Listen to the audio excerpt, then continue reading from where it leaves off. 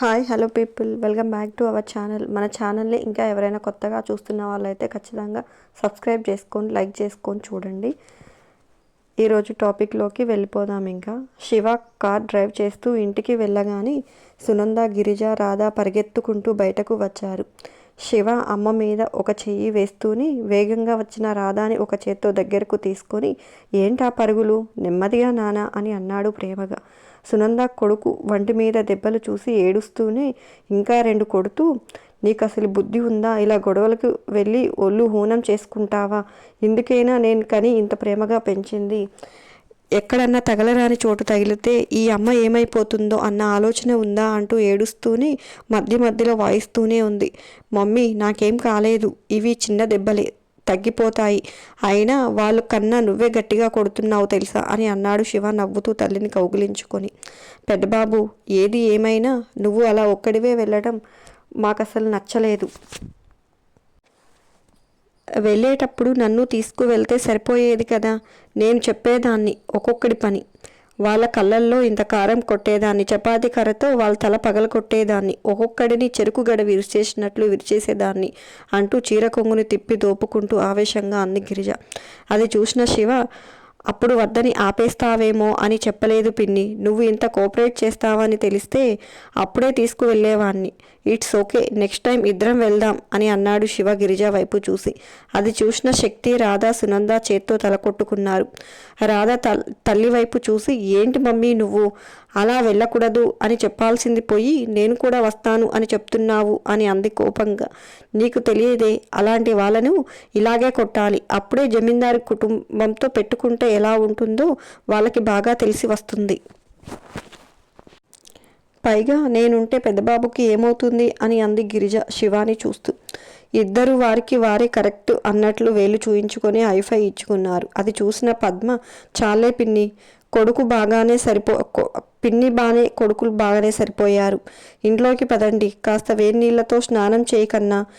శక్తి, వెళ్ళి greaser on చేయి బంగారం అని అంది. పద్మ చెప్పగానే శక్తి లోపలికి వెళ్ళిపోయింది. అవును పెద్దబాబు, ఏది మీ మేనత్త, ఆవిడ గారి ముద్దుల కూతురు అని అడిగింది గిరిజ సాగదీస్తూ. మమ్మీ కాస్త చిన్నగా మాట్లాడు ప్లీజ్ అని అంది రాధ. ఎందుకే చిన్నగా మాట్లాడడం, నేనేమన్నానని, అయినా నేను చిన్నగా మాట్లాడితే ఊళ్ళో వాళ్ళు చెవులు కొరుక్కోవటం మానేస్తారా, మీ అత్త మీ ఆడబిడ్డ గురించి ఇప్పటికే చుట్టుపక్కల ఊళ్ళల్లోని వాళ్ళంతా ఇంతకి ఇంత చేసి చెప్పుకుంటున్నారు అంటూ చేతులతో యాక్టింగ్ చేసి చూపిస్తుంది గిరిజ. మమ్మీ వాళ్ళంటే బయట వాళ్ళు ఏదో ఒకటి మాట్లాడుకుంటారు, కానీ నువ్వు బయట దానివి కాదు కదా, తను నీ ఆడపడుచు, వియపురాలు, తన పరువు పోతే మన పరువు కూడా పోయినట్లే, కాస్త అది గుర్తుపెట్టుకో.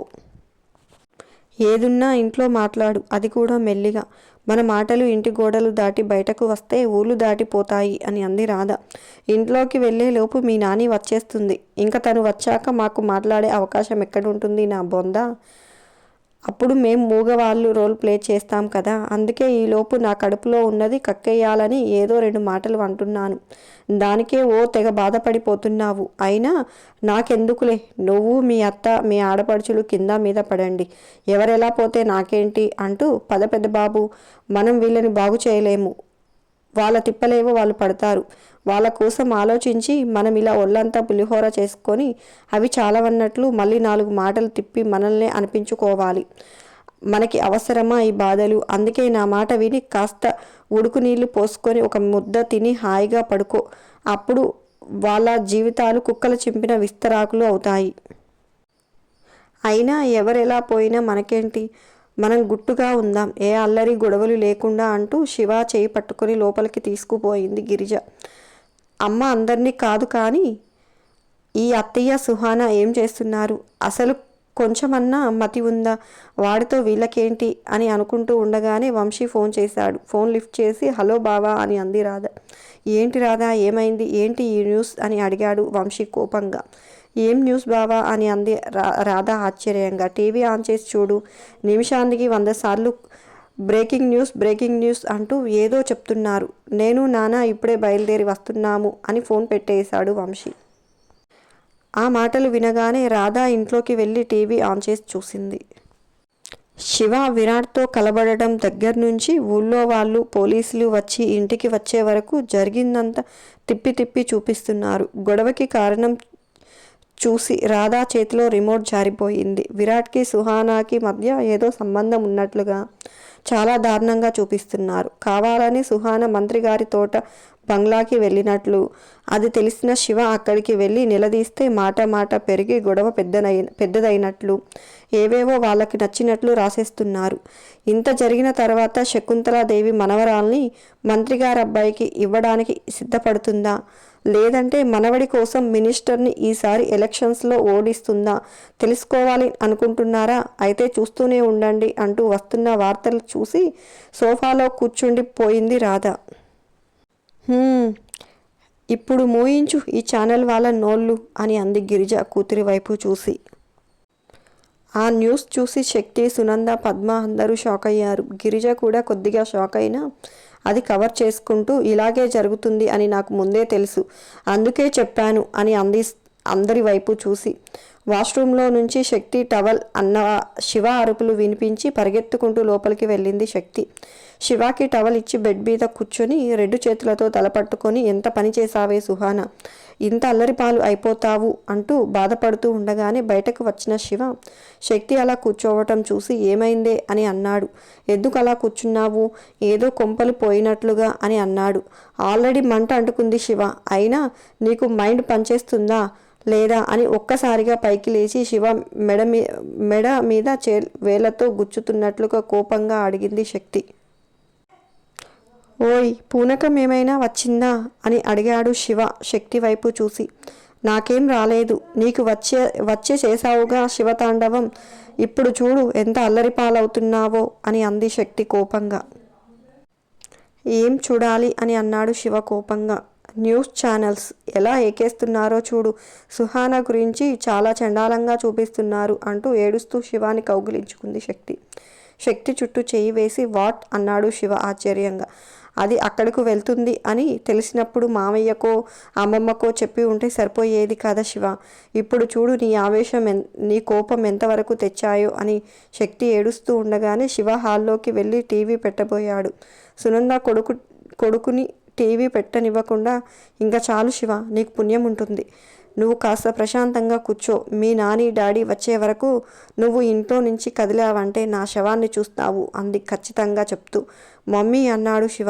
మమ్మీనే చెప్తున్నాను, పద్మ వీడిని లోపలికి తీసుకువెళ్ళు అని అంది టీవీకి అడ్డంగా నిలబడి. పద్మ, నానా అని అంది పద్మ. ఉండుమా, నేను ఎక్కడికి వెళ్ళను మమ్మీ, జస్ట్ చూస్తాను అంతే అన్నాడు శివ తల్లి వైపు చూసి. చూసేగా ఇంత చేశావు, ఇంకా నాకు ఓపిక లేదు, నీ గురించి ఆలోచించి నాకు కళ్ళు తిరుగుతున్నాయి. పొద్దున్నుంచి ఎవరికి తిండి తిప్పలు లేవు, మేమంటే మామూలు మనుషులం, ఇప్పుడు కాకపోతే రాత్రికి తింటాం. నీ చెల్లి ఒట్టి మనిషి కాదురా, ఆ పిల్ల కూడా ఇంతవరకు ముద్ద నోట్లో పెట్టుకోలేదు, పైగా ఈ టైంలో ఎంత టెన్షన్ పడుతుంది, ఇదేనా నీ ప్రేమ అని ఏడుస్తూ కళ్ళ వెంట నీళ్లు పెట్టుకుంది సునంద. అత్తయ్య ఏడుస్తుంటే శక్తి కూడా ఏడుస్తూ వెళ్ళి సునందని కౌగిలించుకొని ఊరుకోండి అత్తయ్య అంటూ వెన్న మీద చేయి వేసి నెమురుతుంది. గిరిజ, పద్మ కూడా వచ్చి అక్క ఏంటిది, వాడు ఎక్కడికి వెళ్ళడు, నువ్వు ఏడవకు అంటూ పద్మ లోపలికి వెళ్ళి భోజనం ప్లేట్ తీసుకువచ్చి రాధా పక్కన కూర్చొని, నువ్వు ఈ టైం వరకు తినకుండా ఉండొచ్చా, వాళ్ళ గొడవలతో నీకేంటి, మీ నాని మీ పెద్దనాన్న నాన్న బాబాయిలు చూసుకుంటారు, ఇప్పుడు నువ్వు చూసుకోవాల్సింది నీ బిడ్డను మాత్రమే, ఆడది అమ్మ అవ్వాలి అంటే చాలా అదృష్టం ఉండాలి నాన్న, దేవుడు ఆ అదృష్టాన్ని నీకు త్వరగా ఇచ్చాడు, దేవుడు ఇచ్చిన దాన్ని జాగ్రత్తగా చూసుకో బంగారం అంటూ ముద్ద కలిపి నోట్లో పెట్టింది. పద్మ మాటలు విన్న గిరిజాకి చాలా బాధ వేసి పద్మ భుజం మీద చెయ్యి వేసింది. ఎందుకమ్మా అన్నిటికీ భయపడి ఇలా ఏడుస్తావు, మన భయమే ఎదుటివాడికి ఆయుధం అవుతుంది, అందుకే నేను ఆ ఆయుధం ఎవరికి ఇవ్వను, నువ్వు ఇలా ఏడ్చి నీ శివాని బలహీనం చేయకమ్మా, ఇలా రా ఇక్కడ కూర్చో అంటూ తల్లిని సోఫాలో కూర్చోబెట్టాడు. శక్తి మంచినీళ్ళు తీసుకువచ్చింది. కింద పడిపోయినప్పుడు శివ ఫోన్ స్విచ్ ఆఫ్ అయ్యింది. న్యూస్ చూసి అందరూ ఫోన్లు చేయడం మొదలుపెట్టారు. శివ ఫోన్ స్విచ్ ఆఫ్ రావడంతో శక్తి ఫోన్ గ్యాప్ లేకుండా మోగుతుంది. వసుధార ఫోన్ చేయడం చూసి శక్తి తల కొట్టుకుంది. ఫోన్ సైలెంట్లో పెట్టి శివాకి కళ్ళతో సైగ చేసి చూయించింది. ఓ గాడ్ అనుకున్నాడు శివ మనసులో. సీరియల్ చూస్తూ అనుకోకుండా న్యూస్ ఛానల్ బటన్ ప్రెస్ చేసింది వసుధార.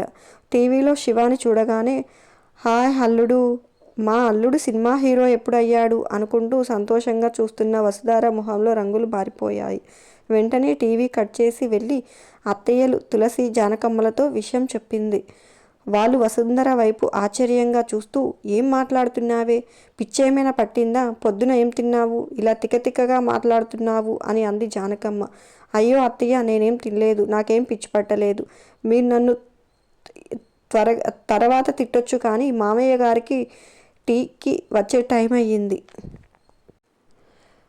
ఇప్పుడు కానీ ఆయన ఈ వార్తలు చూశారనుకోండి అంటూ పైకి చూసి తర్వాత సీన్ ఊహించుకుంటుంది వసుధార.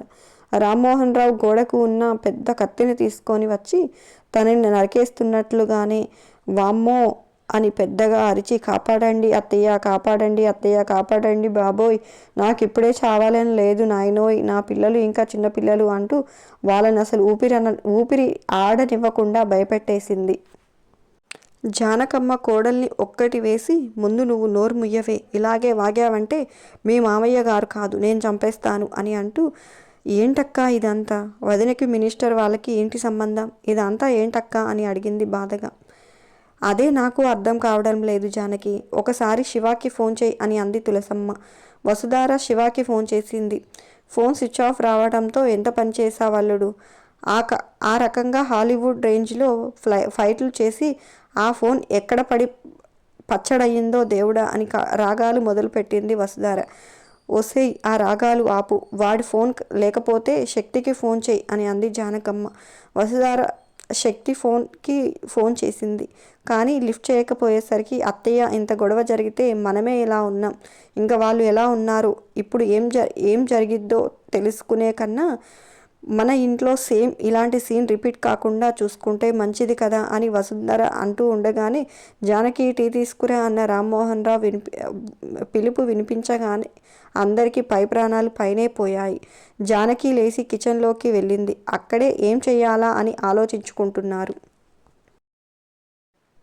రామ్మోహన్ రావు పనబ్బాయికి టీవీ పెట్టమని చెప్పడం వినింది వసుధార. ఆ మాట వినగానే గుడ్లు తేలేసింది. తిప్పి తిప్పి చూపిస్తున్న న్యూస్ని ఇప్పుడు కానీ మామయ్య చూశారంటే శివ ఎవరో ఆయనకు తెలిసిపోతుంది. విషయం తెలిసి కూడా దాచి నాటకాలు ఆడామని అందరినీ అడ్డదిడ్డంగా నరుకుతారు అని అర్థమై మెల్లిగా కిచెన్లో నుంచి బయటకు వెళ్ళి ఎవరు చూడకుండా కరెంట్ కట్ చేసి ఉంది వసుధార. అయ్యగారు ఫీజు పోయినట్టుందండి, 5 నిమిషాలు ఉండండి అంటూ మెయిన్ బోర్డు దగ్గరకు వెళ్ళాడు పనబ్బాయి. దొంగ సచ్చినోడు, నేను పని చెప్తే నాకు గంటకు గాని చెయ్యడు. ఇప్పుడు చూడు వద్దంటే ఎంత ఉత్సాహంగా చేస్తున్నాడో అని తిట్టుకుంటుంది వసుధార. న్యూస్ గురించి విని శకుంతల కోపం తారాస్థాయికి చేరింది. ఆవేశంగా ఇంటికి వచ్చి ఉయ్యాల బల్ల మీద ఊగుతూ ఈ తప్పుడు వార్తలు మీడియాకి ఎలా చేరాయి అని అరిచింది శకుంతల. ఎలా చేరేది ఏంటమ్మా, ఇదేమన్నా 4 గోడల మధ్య జరిగిందా, అందరూ చూస్తున్నారుగా. ఇవాళ రేపు అందరి చేతుల్లోనూ స్మార్ట్ ఫోన్లే, ఎవడో వీడియో తీసి మీడియా వాళ్ళకి ఇచ్చి ఉంటాడు. వాళ్ళు అక్కడ జరిగిన దానికి ఇంకా 4 తగిలించి సన్నివేశాన్ని ఇంకా రసవత్రంగా మార్చి చూపిస్తున్నారు అన్నాడు మురళి. ఆ టెలికాస్టింగ్ ఆపించండి, అది చూస్తుంటే నా రక్తం మరిగిపోతుంది అని అంది శకుంతల కోపంగా. ఇప్పటికీ ఆలస్యం అయిపోయిందమ్మా, ఇప్పుడేం చేయలేము అన్నాడు మురళి చేతులు కట్టుకుని నిలబడి. అప్పుడే రామకృష్ణ చెల్లిని సుహానాని తీసుకుని ఇంటికి వచ్చాడు. శకుంతల వాళ్ళని చూసి ఆవేశంతో ఊగిపోయింది. మురళి మేనకోడలి వైపు చూసి అసలు ఆ విరాట్ గాడితో నీకేంటి పని, అక్కడికి ఎందుకు వెళ్ళావు, నువ్వు అక్కడికి వెళ్ళబట్టే కదా ఇలా మా పరువు బజారున పడింది అని అన్నాడు కోపంగా. నా వల్ల కాదు, మీ పరువేం బజారు పడలేదు, మీ కొడుకు చేసిన జాతరకి పడింది అని అంది సుహాన పౌరుషంగా. ఆ మాటలు వినగానే శక్తి సుహాన దగ్గరకు వచ్చి ఇన్ని రోజులు నువ్వంటే నాకు కోపం ఉండేదే, కానీ ఇప్పుడు నిన్ను చూస్తుంటే జాలేస్తుంది అని అంది కోపంగా. నువ్వు మరీ నా మీద అంత జాలి పడకు, ఇలా నా మీద నీకేదో విపరీతమైన ప్రేమ ఉన్నట్లు నటిస్తూ నీ మొగుడు చేసిన రచ్చని కవర్ చేసుకోకు అని సుహాన అంటూ ఉండగానే ఒక్కసారిగా పెడేల్మనే శబ్దం వినిపించింది. కళ్ళు మూసి తెరిచేలోపే సుహాన తల నుంచి సన్నగా రక్తం కారడం మొదలై మెల్లిగా బాగా రక్తం కారిసాగింది. ఆ కన్ను మూసి తెరిచిన గ్యాప్లో శకుంతల సుహాన చెంప పగలగొడితే ఆ విసురుకి వెళ్ళి తల గోడకు కొట్టుకొని చర్మం చిట్లిపోయింది. నోట్లో నుంచి మాట వస్తే చంపేస్తాను అంటూ సుహాన వైపు వేలు తిప్పుతూ వార్నింగ్ ఇచ్చింది. అమ్మమ్మ కొట్టిన దెబ్బకి సుహాన తల గిర్రున తిరిగి అంతా మసకగా కనిపించడం మొదలయ్యింది. కళ్ళు తిరిగి కింద పడబోతున్న సుహానాని గట్టిగా పట్టుకుంది శక్తి. వదిలేయ్, నువ్వు పక్కకు వెళ్ళు అని అరిచింది శకుంతల శక్తి వైపు చూసి. అమ్మమ్మ కోపం చూస్తే శక్తికి భయపడి ప్లీజ్ అమ్మమ్మ అని అంది దీనంగా చూస్తూ. వదిలేయమన్నానా అని మళ్ళీ అరిచేసరికి రామకృష్ణ పట్టుకొని నువ్వు వెళ్ళు శక్తి అన్నాడు. మామయ్య పట్టుకోగానే శక్తి పక్కకు వెళ్ళిపోయింది. అత్తయ్య అని సునంద. నాని ప్లీజ్ అన్నాడు శివ ఆ దెబ్బ చూసి. కన్నా, నువ్వు చేయాల్సింది నువ్వు చేశావు, ఇంకా నన్ను అన్నీ కరెక్ట్ చేయని.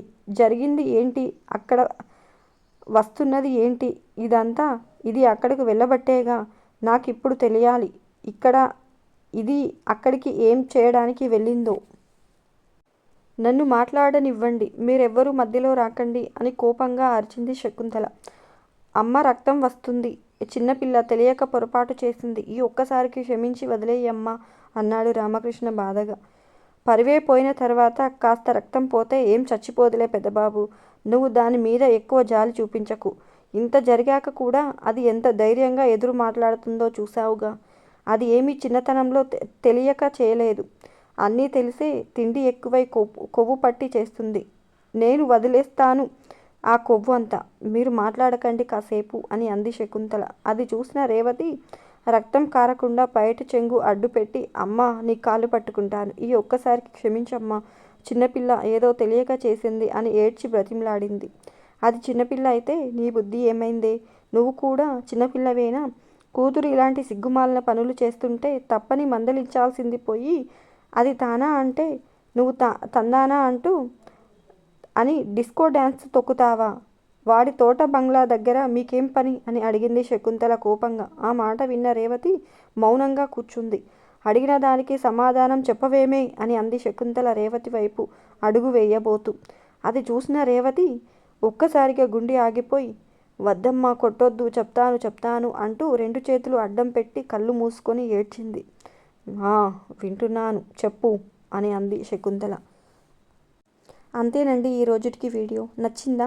ఎలా ఉంది? కామెంట్స్ రూపంలో తెలియజేయడం మర్చిపోకండి. మరొక మంచి టాపిక్తో మీ ముందుకు వస్తాను. చిన్న సబ్స్క్రైబ్, లైక్ చేయడం మాత్రం మర్చిపోకండి. ఉంటాను. Bye bye.